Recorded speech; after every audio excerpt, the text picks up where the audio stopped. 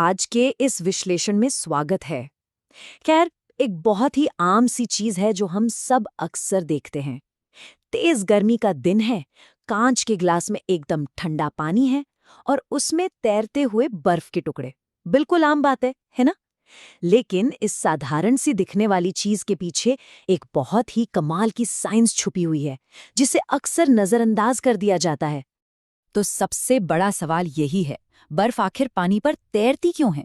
सोचने वाली बात है, क्योंकि आमतौर पर जब कोई भी चीज लिक्विड से सॉलिड में बदलती है तो उसके कण या पार्टिकल्स बहुत करीब आ जाते हैं। वो चीज भारी हो जाती है और उसे तो सीधा नीचे डूब जाना चाहिए। पर बर्फ के मामले में ऐसा बिल्कुल नहीं होता। तो चलिए इस दिलचस्प साइंस को थोड़ा और गहराई से समझते हैं। भाग 1, तैरती बर्फ का रहस्य। सबसे पहली और बुनियादी बात, जब पानी जमता है तो वो बर्फ बन जाता है। ये एक फिजिकल चेंज यानी भौतिक परिवर्तन की शुरुआत है। पानी बस अपनी तरल अवस्था से एक ठोस अवस्था में बदल रहा है। लेकिन बात सिर्फ स्टेट बदलने की नहीं है। असल में अंदर ही अंदर मॉलिक्यूल्स के लेवल पर बहुत सारे बदलावों की एक पूरी श्रृंखला शुरू हो जाती है। भाग 2, कणों की हलचल। अब यहाँ एक बहुत ही हैरान करने वाली बात सामने आती है। बर्फ असल में पानी से हल्की होती है। जरा सोचिए, एक ठोस चीज अपने ही लिक्विड रूप से हल्की कैसे हो सकती है? ये सब पूरी तरह से इस बात पर टिका है कि पानी से बर्फ बनते वक्त उसके अंदर के जो कण हैं वो कैसा बर्ताव करते हैं। और सच मानिए, इनका ये बर्ताव बाकी आम सॉलिड चीजों से एकदम अलग होता है। होता ये है कि जैसे ही पानी बर्फ में बदलता है तो उसके कण सिकुड़ने या एक दूसरे के पास आने के बजाय उल्टे फैल जाते हैं। जी हाँ, वो एक खास तरह के क्रिस्टल स्ट्रक्चर में खुद को जमा लेते हैं। इसका सीधा सा मतलब ये है कि अब वो पहले से कहीं ज्यादा जगह घेरते हैं। तरल पानी में कण बहुत पास-पास होते हैं, लेकिन बर्फ बनते ही वो दूर-दूर खिसक जाते हैं और पहले से ज्यादा आयतन या वॉल्यूम लेते हैं। भाग 3, घनत्व का नियम। अब इस पूरे बदलाव को एक सीधी सी कड़ी में देखते हैं। पहला चरण, पानी जमकर बर्फ बनता है। दूसरा चरण, इसके अंदर मौजूद कण बाहर की तरफ फैलने लगते हैं। और तीसरा चरण, इन सब के नतीजे के तौर पर बर्फ का घनत्व यानी डेंसिटी कम हो जाती है। ये एक बिल्कुल साफ और सीधा साइंटिफिक प्रोसेस है। अब ये कम घनत्व या लेस डेंस होने का आखिर मतलब क्या है?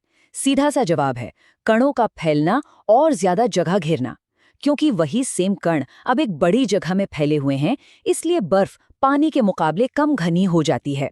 उसका मास या द्रव्यमान तो वही रहता है, लेकिन वॉल्यूम बढ़ जाता है, जिसकी वजह से डेंसिटी में भारी गिरावट आती है।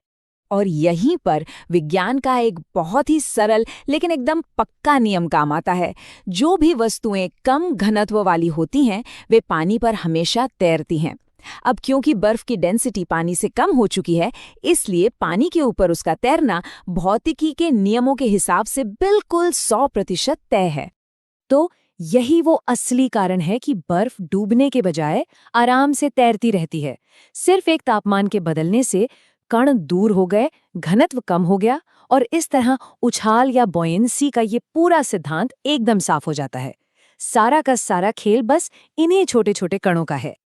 खैर, विज्ञान के इस शानदार सफर को आगे बढ़ाने और ऐसे ही और भी मजेदार फैक्ट्स जानने के लिए टीचर्स प्राइड लाइव क्लासेस के साथ जुड़कर विज्ञान की दुनिया को और करीब से समझा जा सकता है।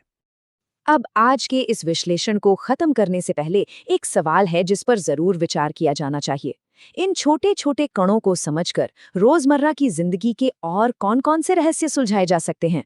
इस न दिखने वाली सूक्ष्म दुनिया को समझने से हमारे आसपास के कई बड़े रहस्य अपने आप खुल जाते हैं। सोचने के लिए ये सच में एक बहुत ही बेहतरीन विषय है। आज के इस विश्लेषण में शामिल होने के लिए बहुत बहुत धन्यवाद।